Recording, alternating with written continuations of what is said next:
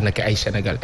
loolu mooy cat bi peut-être dans l'ensemble président Macky Sall dem na fa dem yàgg na fa depuis quelques jours quand même waxtaan na ak kilifa yi gisee na ak ñoom xamal leen ne Sénégal dafa bëri ay possibilités ñëw leen ngeen investir fa ñëw leen ngeen def fa seen ay bagages kaay leen ngeen nekk ak ñun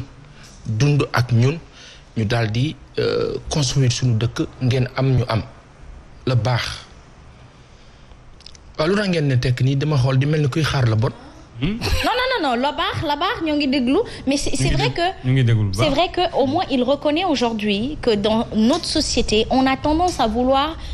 ku nekk yaa ngi bëgg dóor sa morom marteau et c'est ce qui a fait cette société-là on est arrivé au régime au pouvoir qui fait le gouvernement aujourd'hui professeur Danfakha et c'est ce qui est malsain en fait c'est honteux gàcce la mais am na fépp ci àdduna waaw non mais c'est suñu boss dafa fës quand même ah dóor marteau ci suñu biir xam nga nigériens yi dañuy bàyyi seen réew ñoo dóor ñu marteau bàyyi beneen réew dem ca beneen réew dóor ñooñu marteau à juste titre. Mais quand c'est de toi à toi, man may dóor marteau Pa Assane alors que Pa Assane pourrait avancer. Dans les années 90 demoon na Nigeria Lagos. da ngay toog Lagos nit am bagage am menuisier yore ay meuble am di ko teg keneen ñëw jaay ko ci kanam muy toog noonu de muy koy seetaan mu koy jaay keneen empoché xaalis bi dem yoonam. non ça veut dire que doomu aadama moo mel noonu. C'est partout on est d'accord mais ñun li ñu manqué peut-être mooy organisation. pour que ñi nga xam ne dañuy def yu mel noonu ñu mun leen yar te ñi nga xam ne dañuy def lu baax ñu mun leen célébrer ñu mun leen roy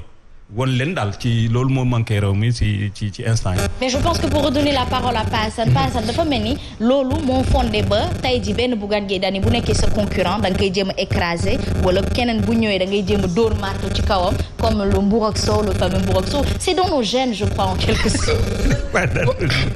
am na je sais pas si c'est dans nos gènes ou pas parce que sénégalais yi baax jàpp naa ni ñoo ëpp ñi mel ni man ñi yées ni man sénégalais yi ëpp ñi baax ñoo ëpp te sénégalais yooyu ñu ngi fi nag wax dëgg yàlla madame Touré fees fi dell di def yu baax du yaa ngay wax ne Bougane il est généreux tu peux même pas compter le nombre de sénégalais généreux dans ce pays ils sont immenses ñenn ñi sax kenn xamu leen dans leur coin di dundal ay askan ci pet ñii yàlla def seen bos mu feeñ ñii yàlla def seen bos feeñul mais sénégalais yi dañu baax madame Touré. non kenn mooy ko moom. léegi nag le grand problème. mooy lan mooy transformer société. lan mooy def nit ñi am nenu ñuy doxalee nu nekkul woon seen ay jikko. parce que doom bu juddoo bébé baax rek la indaale. après la koy transformer société ba la ak environnement ba léegi nag Sénégal fële sa Dubaï ñun dañu fa dem di wane sunu ay baax malheureusement ci su wane sunu ay baax am na ay cat. mais cat du wees du ñàkk lépp mënut a parfait le président a super bien présenté les atouts du Sénégal léeg-léeg nga ne atout sa xel dem ci atour dégg nga wax bi dégg naa la wax bi atout léeg-léeg nga ne atout sa xel dem ci atour waaw atour de rôle ou atour léeg-léeg wax ak dégg maanaam li ñoo jaay li Sénégal di dem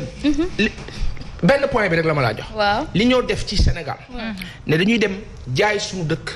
wan waa àdduna ne ñun am nañu ay valeur léegi nag loolu la président def démb mais d'une façon bien machallah oulala ah non tàccu bi dégguma ko de tàccuwaat leen pas kon defut lu baax. non def na lu baax parce que au moins le reconnaître c'est déjà un grand pas. Non mais il n'a pas de problème pour reconnaître le bien. Non, pas Assane mais le fait que il est un peu stigmatisé par Assane par la PR il pense que il est vraiment de l'opposition alors que non peut-être même qu'il est apolitique et il est très nationaliste. Et le apolitique. Voilà. Mais très politique. Ok c'est contradictoire paradoxal. léegi li ma bëgg a wax. mooy président bi muy présenté parce que xam nga suñu bokk arabe yi aussi xam nañu suñu dëkk bi de. li coow li bare xam nañu de. li président bi wax yëpp ci ay qualité Sénégal nangu nañ ko dëggal nañ ko gëddal nañ ko sénégalais yi fa nekk bi président bi di wax am nañu fierté ànd nañoo ak moom léegi nag li président bi présenté Sénégal. mooy li sénégalais yi di laaj fii maanaam ñun li ñu toog naan waaw dëkk bi doxul dafa war a dox président bi ni mu présenté Sénégal baax na baax goo xam ni ay bu loolu nekkoon fii ci jëmm ci dundin maanaam ni mu ko présenté déggu leen formellement waxee de dafa baax. te ku ñu ko présenté nga fëx ñëw Sénégal. waaw dafa doon jaay rek mais c'est un bon vendeur. un excellent vendeur léegi nag problème bi mooy jaay ba waa ji bu ñëwee lan la fiy fekk. waa ji bu ñëwee Sénégal parce que président ni mu ko présenté. moom bu defee ba de sorte que sénégalais yi nekk fii di gis loolu fii moom président kenn dootu ko wax dara. foofu nag la coow li nekk madame Touré. mooy que arabe ya fa ne ak investisseurs yi ku ci musul ñëw Sénégal. bëgg nga ñëw démb. bi nga dégloo waa ji. da nga ne fa laa jëm. waaw léegi nag boo ñëwee loo fi fekk da nga fi fekk ay sénégalais yuy dund ci misérabilisme dina la xaw a jaaxal nga ne dëkk bi li fi nekk yëpp li ñu am yëpp nga fekk fi ay sénégalais yoo xam ni dañuy ñaan tàllal loxo. nga ne waaw Sénégal ngay dawal sa oto ci dëkk bi investisseur mais tout le monde qui est dans ce pays ñëpp a ngi tàllal loxo ngay dox ci dëkk bi mais Sénégal dafa salté mais man président bi waxuma woon lii fii dafa salté fii du yoon lii c'est pas normal comment ils font nga gis indiscipline ak désordre bi am ci dëkk bi investisseur nga boo fi toogee ñaari at su fekkee gañewuloo li suñu mbokk indien yi di gagné par jour fii ci exclusif bii boo ko gañewul di xaarandi doo xaar parce que da nga naan fii du dëkku investissement boo gisee agression gis rey yi gis accident yu dul jeex gis un tohu-bohu yu désordre organisé bu extraordinaire gis administration corruption nga xam ne yow da nga war a jënd ay sénégalais di nga ne y'a un problème comparé ak li ñu ma waxoon ak ni ñu jaayee dëkk bi léegi nag loolu nag mooy loo xam ne tey président bis bu ko rectifier tuuti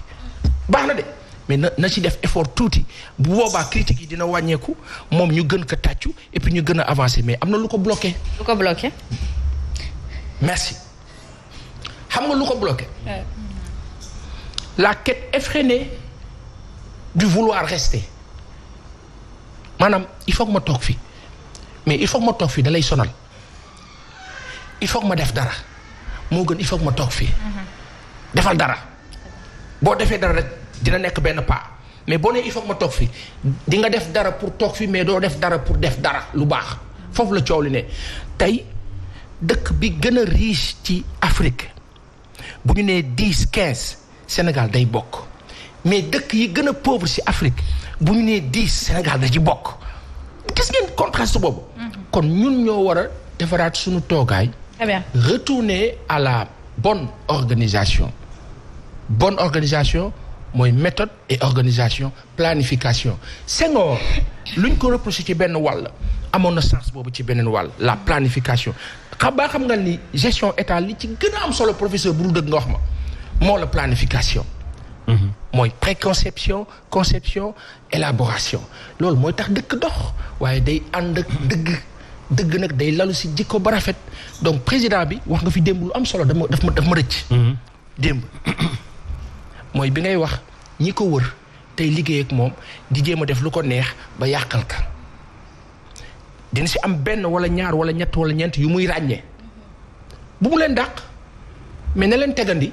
ut ñeneen ñuy def liggéey bi ñooñu di gis mu nekk une concurrence saine ci biir malheureusement biir APR jubóo bi barewul moo tax lu bëri di salfaañe jubóowuñ seen biir ku ne da ngay jéem a xeex sa morom pour jege patron bi après carte gi lëndëm ci gàttal. Sénégal réew bu am opportunité la. Très bien. bu bëree alal. Très bien. mais bu soxla stratégie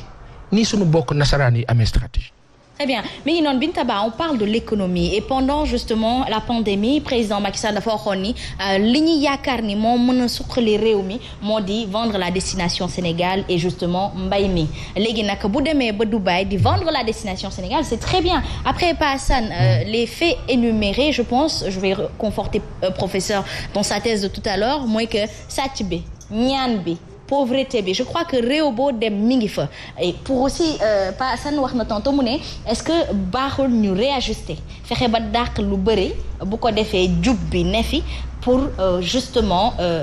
suqali réew mi investisseur bi bu ñëwee. voilà Asma Paasan ni mu ko waxee noonu la je pense que jamono ji lañ ko gën a soxla parce que bi ñu génnee ci événement mars yi am na ay investisseurs yu bëri ragal nañ parce que image bi nga xamante ne Sénégal moom la am xëy na léegi la ñuy wax pétrole ak gaz mais li ñu mënoon jaay ñeneen ñi pour ñu ñëw suñu réew mooy jàmm ji fi am politique lu mu metti metti du am benn soulèvement mais liñ fi gis mars xawoon na gàkkal tuuti ba nga xamante ne investisseurs yi dinañ ragal donc buñ demee à l'extérieur jaay leen tamit loo xamante parce que kuy jaay moom Asma genre marketing rek nga yore da ngay def tout pour attirer client bi dafay mel ni boo bëggee takk soxna rek si tu n'es pas de bonne foi di nga ko dig mais bu ñëwee tamit dina am ay réalité du terrain yoo xamante ne dina ko fekk donc li nga xamante ne itam ñu ngi koy diggee xëy na nañu fexee matérialiser ko ba kooku bu ñëwee Asma du décourager nañ ci def ay jéego te li ci gën a désolant nag mooy encore une fois Sénégal dafa am lépp macha allah parce que borom xam-xam yi ñu ngi fi ressources humaines mi ngi fi lépp ngi fi Asma ñun li ñu teree décoller je pense que volonté rek lay doon encore une fois lii baax na comme ni ko Paasan waxee président RAS mais bëgg nañ ñu gën ko matérialiser au Sénégal ñu gën ko sentir. bu ko defee kii ñëw di investir suñu nawle la faw mu nawlooñu ngir bu fi investir mbirum collaboration 70-30% yi daal di basculer peut-être dans un autre sens qui sera justement le nôtre ndax nit mën na indi koppar waaye ñi nekk ci réew mi bu ñu ko liggéeyee ñoom ñoo koy yokk koppar professeur. waaw benn affaire rek laay remarqué c'est que président Macky Sall dafa xaw retardé boppam. ay waay parce que non bi mu doon ñëw amul woon dara lu nekkoon diggante moom ak Karim Wade parce que loolu mooy wax bi parce que ki nga xam ne moo nar a indi fii ay milliards yu bari mooy DP World dañ ko doon tuumal ne DP World boobu Karim Wade moo ko moom dem nañu sax ba yóbbu foofu benn genre administrateur pour toog ci biir DP World parce que dañu doon yaakaar ne Karim Wade moo ko moom léegi ñu gis ne parce que président Abdoulaye Wade bu mu fi doon jógee boobu temps Arabie Saoudite Qatar Dubaï ak yeneen yi ñu ngi woon fii ci sunu koom-koom mais kan moo leen ndax du sànq wax nga ay pauvreté yooyu ak yooyu mais ki nga xam ne moom mooy le plus grand obstacle pour investissement ci Afrique mooy surtout Sénégal mooy la France Paasan c'est la France qui est l'obstacle numéro 1 parce que Bolloré bi ñu ko génne port ba depuis wal ñëw foofu def 354 milliards après dafa ñëwaat instant bi delloo na encore ci port de Dakar donc yooyu il faut que ñu bàyyi ci xel sunu principale difficulté du sunu pauvreté du sunu corruption yi yëpp sunu principale pauvreté mooy dañu moom sunu bopp li nekk sunu intérêt ñu def ko kenn bañ ci bunduxatal te malheureusement société française yi à commencer par Bolloré ay problème na ci ñun maa ngi yaakaar nag comme léegi dem na foofu ba jël na ay 1000 milliards ay 3000 milliards ci arab yi ndax le conseiller technique Karim Wade peut-être que léegi dina ko bàyyi mu ñëw. En tout cas Karim Meïssa Wade dafa mel ni moom tamit ki ko tere mu ñëw Sénégal. ki ñu tere ki bëgg tëj suñu compte yi la dina. waaw c'est la même personne. C'est la même personne. waaw parce que tey baax yi la ñu bëgg a wax. baax yi vraiment baax. ah non mais c'est bien franchement. baax yi franchement on est satisfait. président bëggatul mbedd yu sant. nee na oui justement. bëggatul ñu naan dañuy liggéey ci mbedd mi atelier et cetera c'est génial. waaye que dindi teg bu tegee rek amul problème parce que boo nee nit ñi duñu liggéey ci mbedd mi di nga leen tegal fu ñu liggéey boo nee nit ñi waruñu def lii di nga wax lu ñu war a def mais daa am la xew nag foofu nag la ma tëjee. En tout cas mi ngi noonu kii di Abdoulaye Seydou Sow on l'interpelle parce que justement moom mooy le ministre de l'urbanisme Baye Assane bu ko defee ci wàllum setal dëkk bi danañ ko fi invité danaa ko pellogio ëffal leen ñu xool ku mën sa morom danaa tëjee foofu dana sunu xarit la danaa tëjee foofu moo la investisseur président bi démb wax na ko wala wax na leen wala ña ne foofu ca Dubaï xamal na leen ni leen Sénégal am na terre. wax na terre bi le port de Ndayane. wax na smart ak wax na possibilité yi ñu am vraiment ay infrastructures yu ñuy teg mais wax bi ni mu rafet bu concret fii à notre niveau ñun dinañ mën a tàcc bi à 3/4 la. Très bien. dina am lu ñuy tàccoo loo xam ni mooy nekk mujjantal bi léegi nag lan moo bloqué président bi ak lan moo koy dimbali ci mu concrétiser loolu ñu daal di avancer mooy juste l'ambition de trop ñu wàññi ko mooy bàyyi sénégalais yi bëgg madame Touré nee na dafa bëgg a nekk candidate ci dëkk sàngam libre na pour nekk candidate ci dëkk sàngam madame Touré nee na dafa am ambition créer holding bàyyil madame Touré mu créer holding madame Touré farul ak man il paraît que renseignement yi ñu ma jox moo professeur ñoo far ah non élément Bougane la attention il faut non moom c'est ñoom non ils sont pas de ma bloqué madame Touré suba retour de bâton la lay bloqué investisseur ba du agsi Sénégal loolu benn la si doon su fekkee dafa bëri comme tey Sénégal ni ñuy redresser entreprise yu bëri Bougane Gueye Dany des médias am nañu possibilité yooxu y a une pléthore d'entreprises yu tëj y a une pléthore d'entreprises yoo xam ne dañ leen xoj jamono bi te mënuñoo yooxu kenn déggu leen ñu ngi dans leur coin loolu soo ko boolee mooy plombé développement mooy plombé société bu xam ne investisseur dina mën a ñëw malheureusement gis nañ ne que les banques françaises depuis 2009 à maintenant seen ay commission yi ñu am ci dette sénégalaise toll na ni àdduna ku def loolu nag boo ko defee day dëggal blocage bi nga xam ni moom nga doon wax sunu mbokk yi nekk fii ma tëjee foofu exclusive xulil sunu mbokk yi ne fii ma tëjee foofu na sénégalais yi laaj ñaata la ñuy am par jour très bien supermarché buy am 70 millions par jour très bien très bien ci biir Sénégal Aïcha mi ngi noonu na kilifa yi dajaloo baax na ñu investir ñu liggéey mais pourvu que ki nekk ci kaw oyofal ñu ko. Moi je pense qu'il va desserrer les étaux pour professeur ndax il est sur la bonne voie nit matul na mais li ëpp ci ñi wër président Macky Sall ils essaient de le satisfaire en prenant ses adversaires comme des ennemis et ce ne sont pas ses ennemis justement. Il a une vision mais il n'a pas d'homme capable de traduire la vision. C'est juste ça son problème. Sauf que c'est lui le coach qui fait le casting. Ouais. Mais avant que ça n'en arrive à lui bàyyi sa damay jël exemple ndaw yaay coordonné Subatel. waaw des fois da ngay nekk ci yeneen émission fajar bi du la fi fekk. benn Asma Khadija bu fiy toog naan xaaral tey ma def Ndeye Fatou lii wala Ndeye Fatou xaar ma jël décision indi ko benn vendredi alors que samedi elle doit revenir vendredi boobu bu fekkee ni ñëwoo jeudi fekkee woo waxtaan boobu vendredi da ngay jéggi say gis ko sur le tas da ngay seetaan gis ko